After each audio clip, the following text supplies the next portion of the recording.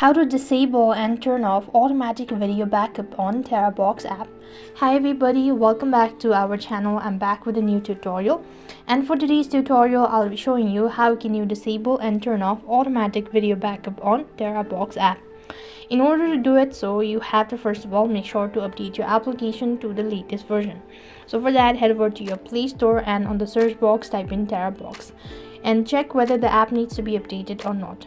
If the application is completely up to date, then click the open button and log into your account.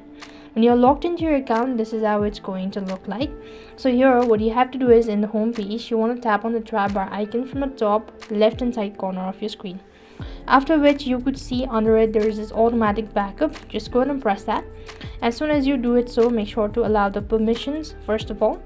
As you can see, in my case it's currently turned off, but let's say if you had already turned it on, then it will look something like this, which indicates that you've successfully turned on. However, if you want to turn off the backup, you want to just toggle the button and click the close button. Now it has been disabled, and that's the simplest way to disable and turn off automatic video backup on TeraBox.